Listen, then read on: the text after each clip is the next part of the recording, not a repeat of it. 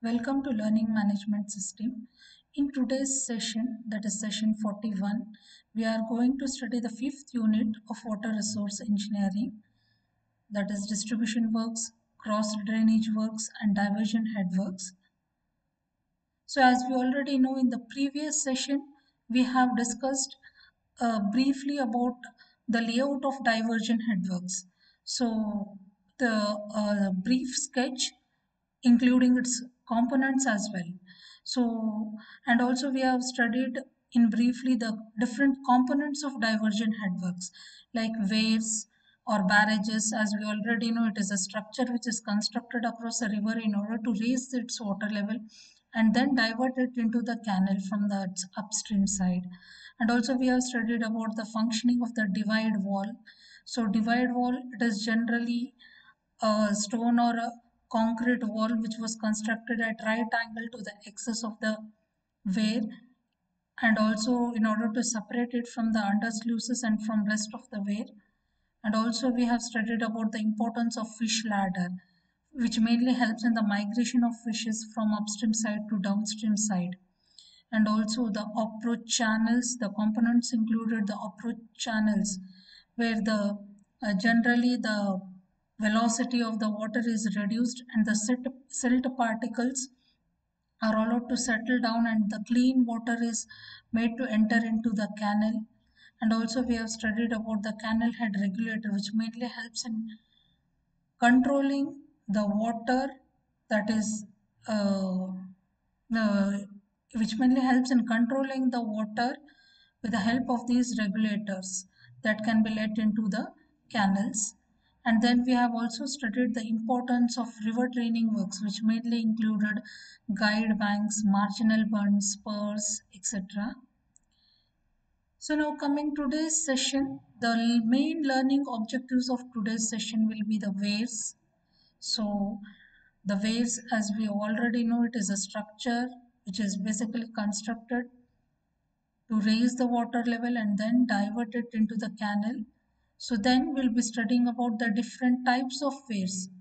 So the different types of waves, depending upon the location, depending upon the material, depending upon the necessity, how the waves have been classified. And then we'll be having a simple multiple choice question test. So now coming to the today's session, that is a where. First topic of today's session, a where.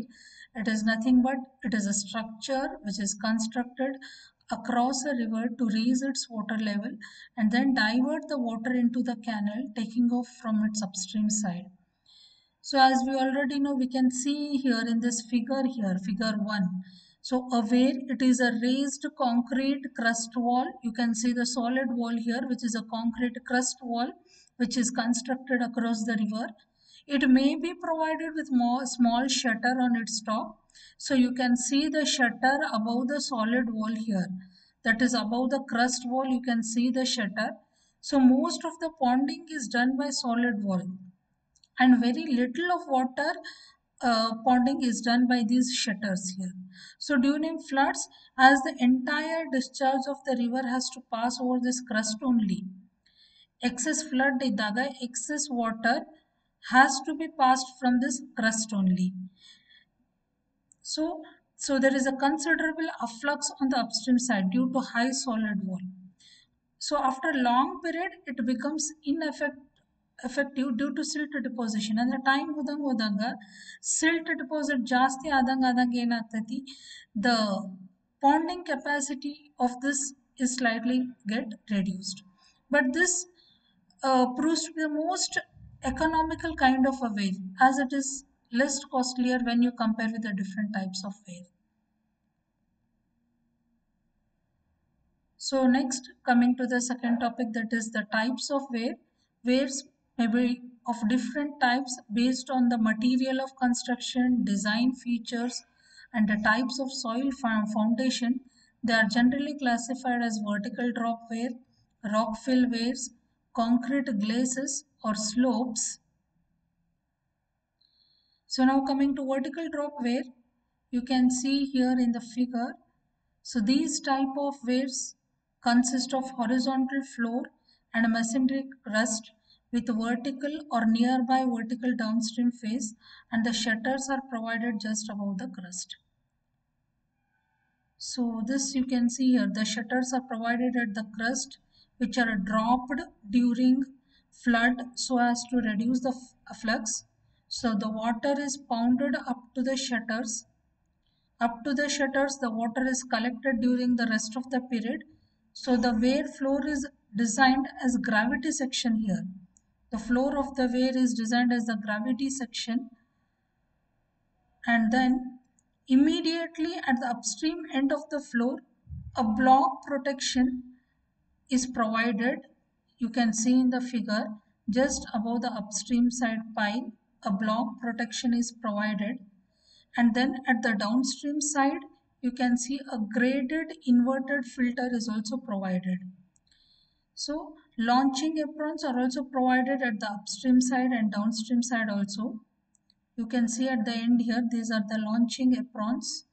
These basically helps in safeguarding against the scoring action. So this type of weir is suitable for hard clay foundation as well as consolidated gravel foundation, and where the drop is small. Such weirs now these days are completely obsolete. So you cannot see such kind of weirs in today's uh, time. So the best example for vertical drop weir is, it is the Bimoda weir across Ganga near Haridwar. So in this you can see the image of a vertical drop weir. So you can see here a crust gate may be provided to store water or may not be provided to store water. So during flood period. So here at the upstream and downstream end of the impervious floor, cut-off wall piles are provided here. So launching aprons are also provided at upstream and downstream end of the floor to safeguard against scoring action. So this type of weir is suitable for any type of foundation. You can see here, this is the typical example showing the vertical drop weir.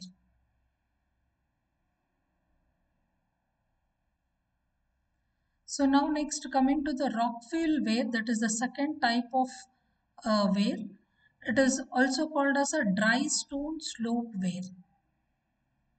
So it is suitable for fine sandy foundation. It mainly consists of masonry wall, and it also consists of a number of core wall. You can see in the sketch here, there are a number of core walls which are provided in between the rock fill. So the space between the core wall, here it is filled with the fragments of rocks called rock fills. You can see in the figure here rock fills. In between the core walls, the rock fills or small fragments of stones or rocks are provided here. So the rock fill is usually given a slope of 1 in 4 on the upstream side. You can see on the upstream side just below the arrow mark, the slope provided here is 1 in 4, and also on the downstream side the slope provided is 1 in 20. So you can see in this figure 3, a rock fill weir requires a lot of rock fragments. Especially this rock fill, the name itself indicates that this complete weir consists of fragments of rocks, and hence it basically consists of lot of fragments of rock and is economical only when a huge quantity of rock fill is easily available near the weir site. This is very economical when you have a lot of rocks, fragments of rocks nearer to the site, and it is suitable for fine sand foundations. So such weirs also more or less now these days are totally obsolete. So you can see here in the image a picture of rockfill weir. So this type of construction is very simple and its stability is not amenable to extract theoretical treatment. You can see here the fragments of rocks here. So it is suitable for fine sandy foundation. Here stones are mainly used for the construction of such type of weir, and hence it requires a large quantity of stone here. The best example for this rockfill weir is the Okla weir across Yamuna river near Delhi.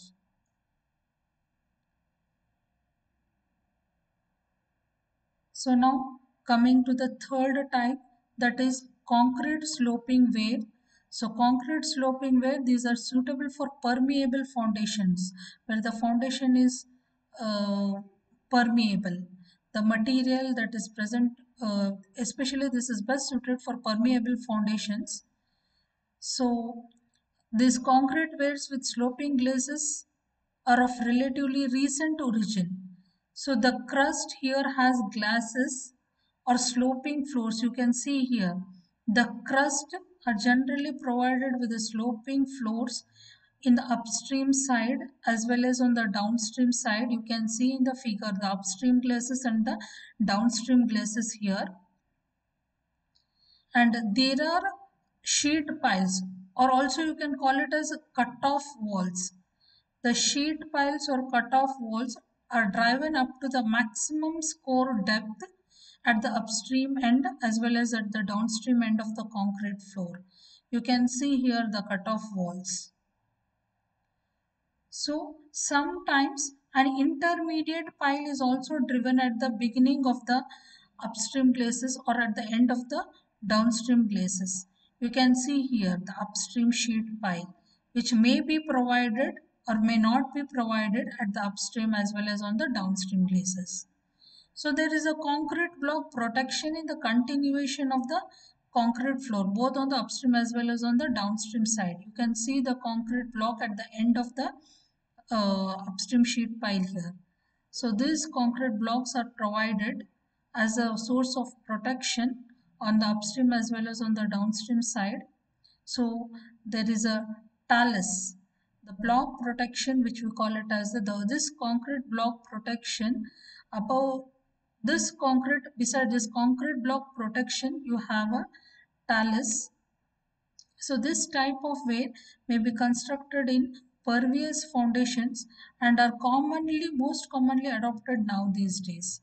You can see in this figure the crust as well as the shutter is provided above this, whereas the uh, generally the crust has glacis here, that is the upstream glacis and the downstream glacis, and also these are provided with the intermediate piles at the end of the glacis here, and also the concrete block protection is given to the weir. So and this concrete block protection is again covered with a talus. So this is a brief description regarding concrete sloping weir. So you can see here the pictorial image of a concrete sloping weir. You can see it is a relatively new kind of weir which is most commonly being adopted now these days. So it has the slope at both upstream as well as in the downstream ends. Sheet piles are provided at the upstream as well as on the downstream of weir up to the maximum score depth. So this type of weir is generally constructed on pervious foundations. So now coming to the next, that is depending upon the use and the function, again the weirs are classified as storage weir, pickup weir, diversion weir and waste weir. So coming to the storage weir, it is a high weir constructed for storing water. It is also called as diversion weir. Commonly it is called as the diversion weir, and in such weirs shutters may or may not be provided. It generally acts as a storage weir. It is generally used for the ponding of water, where shutters may be provided or may not be provided. And next coming to the pickup weir. So these pickup weirs are constructed when command area is far away from the reservoir, either due to rolling topography or the because the land is not cultivable, and if there is broken or rolling topography no on one or both banks of parent river, in which construction of canal proves to be costlier. So in such cases, these kind of pickup weirs are being used. You can see here in the figure where there is a natural stream on both the sides. So here, just below the reservoir on the just below the natural stream, a pickup weir is provided where the water can pickup weir is constructed, and then especially where there is a rolling topography here. So these pickup weirs are constructed on both the banks of the parent river, where generally in which the construction of canal proves to be more costlier. In such cases, pickup weirs are being introduced. You can also call it as pickup canals.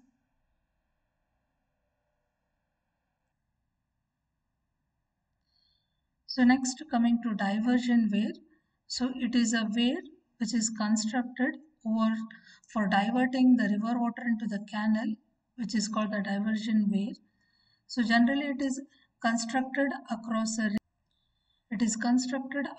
river at the headworks of a canal to raise the level of water by obstructing river and then diverting it into the canal. You can see here. So here this is the brief layout of the diversion headwork here. On the upstream side, you can see the canal is on the left side, whereas the diversion weir is on the right side.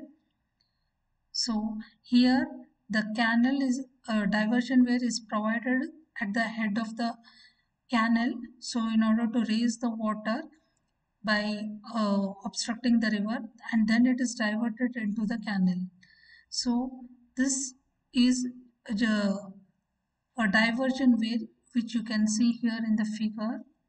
So diversion weir, it is the obstruction provided across the river, especially at the headwork of the canal. So then the water is diverted into the canal here. So next, coming to the waste weir. So waste weir, it is constructed in the continuation of dam itself. It is also known as escape channel or spillway. So it always allows flood water to escape and thus ensures safety of the dam. So a weir constructed to remove the surplus water from the reservoir or pond is known as the waste weir. These are generally used as spillways for the reservoirs. So during the flood, when the water level rises above FRL, all excess water is discharged safely to the downstream side from the waste weir itself. So the structure constructed to provide, it is a structure that is constructed to provide a passage to excess water. You call it as the escape weir. It is also called as tank surplus weir. So here the water starts spilling over the weir as soon as the tank is filled up to its crust. You can see in the image here, as soon as the water gets filled up, the surplus water starts getting flows upon the crust here. So this is regarding the waste weir. So in the today's session, I think we have briefly discussed about the weir, the different types of weir, that is vertical drop weir and a rock fill weir, which basically consists of fragments of rocks, and also you have seen the concrete sloping weir, so which is most widely used now these days, and also depending upon the functions and uses, they are again classified as storage weir, pickup weir, diversion weir, storage weir. So all these different types of weirs have been covered in the today's session. So now we shall come to the last bit of today's session, that is a multiple choice question. So the first question of the multiple choice question test is, so which weir is also called dry stone slope weir? The options given here are, that is masonry weir, gravity weir, rock fill weir, D concrete weir. The answer here is, that is C, it is a rock fill weir. Rockfill weir, it is also called as dry stone slope weir. It is the simplest type of construction and is the economical one. And it proves to be economical only when the stone is easily available in the area. So this type of weir is becoming now these days totally obsolete as the development of concrete glazes weir is more prominent now these days. So the answer is C, that is rockfill weir. Now coming to the second question, that is which type of weir is suitable for hard clay and consolidated gravel foundation?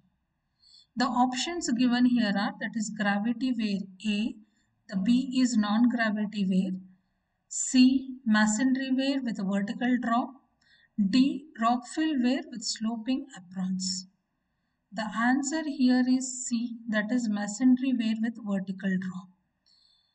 So this type of weir was used in the old headworks and is particularly suitable for hard clay and consolidated gravel foundations. Masonry weir is becoming obsolete and all the modern constructions now these days are being done by modern concrete weirs. So the answer is C, that is masonry weir with a vertical drop. So coming to the third question, that is which weir is of recent origin and their design is based on modern concept of subsurface flow. The options given here are A gravity weir, B non-gravity weir, C masonry dam with vertical drop, D concrete weir with sloping glazes. So the answer here is D, that is concrete weir with sloping glazes. The design of concrete weir with sloping glazes is generally based on the modern concept of subsurface flow. That's what we call it as Kosla's theory. Here the sheet piles are driven at sufficient depth at the upstream as well as on the downstream floor end. The hydraulic jump is formed on the downstream sloping glazes in order to dissipate the energy of the flowing water. And hence the answer for this question is D, that is concrete weir with sloping glazes. So coming to the fourth question, that is which weir is now extensively used especially on pervious foundation? The answer given here are, that is first A vertical drop masonry weir, B rock fill weirs with sloping aprons, C concrete weirs with sloping glazes, D non-gravity weirs. The answer here is C, that is concrete weirs with sloping glazes. Modern concrete weirs with sloping downstream glazes are generally provided with low crust counterbalanced gates. This is now exclusively used on permeable foundation on now these days. So masonry weirs are suitable for hard clay and gravel foundations. So rockfill weir is suitable for fine sandy foundation. And hence now these days the weirs that is being used on pervious foundation is concrete weir with sloping glazes. Hence the answer is C. So next coming to the fifth question, that is last question of today's test, that is what is the main difference between a dam and a weir? The answers given here are A, that is height and duration of storage, B capacity of water, C material used for construction, D location of the structure. So the answer for this question is, that is A height and duration of storage. As you already know, where it is an obstruction across the river to raise its water level and then divert into the new channel. So it can also store water for short duration of time of short supplies, also known as storage weir. So the only main difference between the dam and weir is that dam can store water comparatively for longer duration than weir, and the dam is at more height than the weir. Hence the answer here is A, that is height and duration of storage. So with this, we come to the end of today's session, that is session 41. So the references that has been, the content that has been taken here are given below.